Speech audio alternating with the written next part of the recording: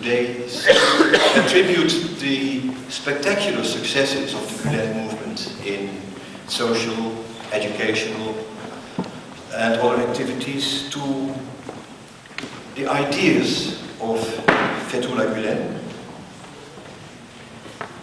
I think there has been an overemphasis on the ideas. I think it is other things that make this movement rather unique. No doubt, Fethullah Gülen is a very charismatic person. And I think the charismatic character is an important part of the movement, is an important part of what makes people feel strong dedication to the movement. It may also help to understand why certain people are wondering what will happen when Gülen is no longer there. What will happen to the movement? Will it still remain the same movement? Will it fall apart? Will it be able to continue? I would make a strong guess that it will be able to continue, because I think it is not even the charisma that is basic to the current successes, it is something else. Charisma I see as a relationship between a leader and his followers. It is not something that is inherent in the leader, but it is an interaction between a leader and his following. And as the anthropologist Peter Worsley once remarked in a study of charismatic leaders of millenarian movements, when you study a movement that has a charismatic leader, it is very tempting to focus on the leader, who is spectacular, who is in view, about whom everyone speaks, but beside the leader there is usually a figure who is much less grey, less spectacular, who remains in the shadow, but who is the real organizer of the movement. I think this is true of many charismatic movements. I think this is also true of the Gülen movement. I think there is an element of organization that is not all that easily seen, but it is essential to understanding the success of the movement. Organization. Another aspect is fundraising, but I believe that another speaker will speak about that aspect.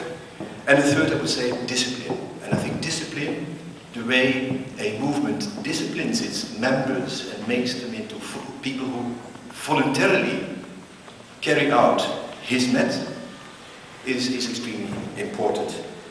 And therefore I shall make a comparison with another movement that, like the Gülen movement, on the one hand is a deeply religious movement, but that is engaged in activities that more and more are secular. So there is a movement that induces a strongly religious dedication, but the action that comes out of this religious attitude is secular. Now, we've seen many Islamic movements in the past decades turn into social work, as, say, Christian missionary movements from converting heathens or peoples of other religions to Christianity shifted their emphasis to developmental work, charity, relief work, and so on. We see that more and more Islamic charities, rooted in Islamic political or cultural movements, take an important role where the state recedes. This goes perhaps together with the phase of neoliberalism in which we live. The state increasingly gives up its social functions and leaves them to civil society, and religious movements move into there and carry out healthcare, poverty relief, and all sorts of development. Now, the movement that is perhaps most visibly successful in this worldwide, the transnational movement, is the Muslim Brotherhood. The Muslim Brotherhood is a movement of da'wah, religious propagation, da'wah through preaching, but increasingly through good works, through education, through having professionals dedicating themselves to helping the poor, the marginalized. A movement that establishes Islamic charities. The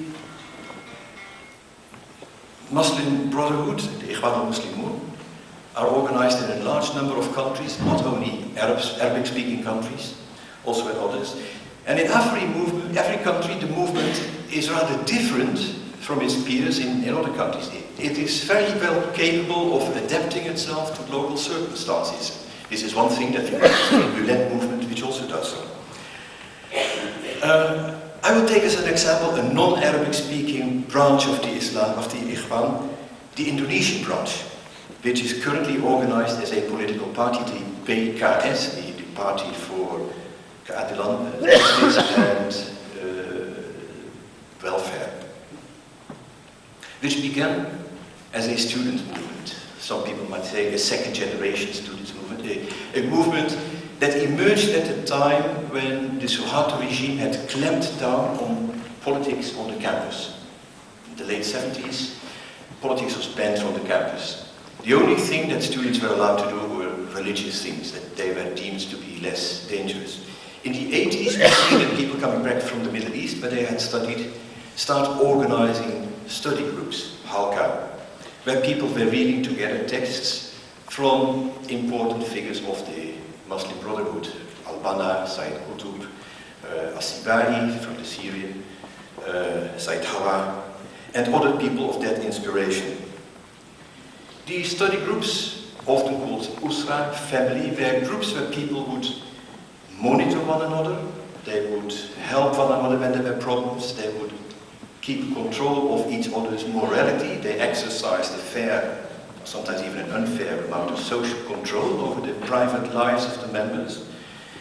There was usually one member who was a little bit more senior, who was called the Murabi, the trainer or the discipliner.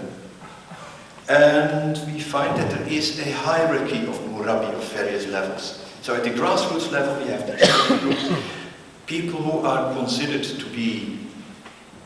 to have the right attitude and the right amount of interest, the right abilities are selected to raise to a higher level. You get a rather hierarchical, but loosely hierarchical movement, in which you have various levels of membership, various levels of murabi, of trainers.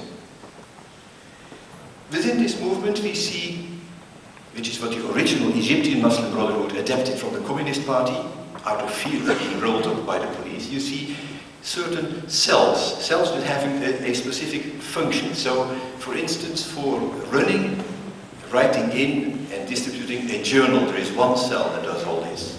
There's another cell that does another journal. Sometimes the two cells have no communication, sometimes they're even in competition. There are cells organizing students, there are cells trying to reach other segments of the population. There are cells setting up relief organizations, charities, and so on. The aim of the movement, the ultimate aim of the movement is a political one. It is the Islamization of society and the state. But the aim is to do this from the bottom up. So, this sounds very Christian to me. Improve the world and start with yourself is a saying that I learned as a child. But this is what they do. They are creating, the idea is to create an Islamic personality, Shakhsiyya Islamiyya. Only when you have Islamic personalities you can go and you have Islamic families, and then from the Islamic family you go to the Islamic community, and ultimately society will be pervaded by Islamic morality, and then without any revolution suddenly the state will reflect society and also be an Islamic state in which God's will is enacted, enshrined in the laws. This is the idea. Now, in order to create this Islamic personality, there are the disciplining practices which I think are at the core of this movement. And the disciplining practices are practices that must be familiar to practicing Muslims all over. Only they are carried out in a more systematic and controlled way. So, sleeping is decreased. You don't sleep 9-10 hours, now you sleep as little as possible. At least once a week, and preferably more often, you rise in the night for the tahajjud prayer. You fast on Mondays and Thursdays. Again, very traditional. Many Islamic movements do that. Traditional Muslims all over the world do this. In this movement, it is obligatory, as a form of self-disciplining. Every day after the subh prayer, after the morning prayer, you dedicate around an hour to reading the Quran. You should also set aside much time in the day to read texts belonging to the movement. Besides these spiritual disciplining practices, there's also physical practices. You have to do sports, you have to carry out sports. Because only a healthy body can nourish a healthy spirit. These practices together, they create the disposition that makes a person into a proper Islamic personality. Inclined to hard work and inclined to perceive all success in his worldly endeavors as a sign that he has pleased God. Now this in Indonesia has been a movement of a generation. People who came in the universities in the 80s and 90s, became university graduates, started getting into the institutions, into ministries, became teachers, went into enterprises, became businessmen and so on. And they all have something, when you see them on the street, you almost recognize them. This is because, in the first place, there are the external signs. If they're men, they have a little beard, very well trimmed, not a wild beard like the Salafis, but just a symbol of a beard. There is something shining from their face. They look very clean. They look really different from the average Indonesian. They dress in a specific way, which is also recognizable. It's the way in which modernists, as opposed to traditionalist Muslims, dress. They wouldn't wear a shirt like I do. Normally it would be a white shirt, no tie, preferably not this, but a thing that reminds me of priests. They are also convinced that they will be able to replace the corrupt older generation who are physically corrupt, who have made a mess of this country, that they will be able to clean up the whole mess and make Indonesia a better country.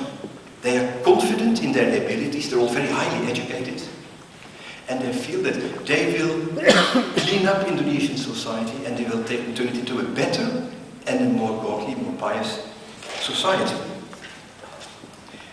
So when after the fall of Suharto these people established a political party, you get an interesting phenomenon. They engage in politics. They have a political party that I would dare to say is the only proper Indonesian political party. It has a proper program.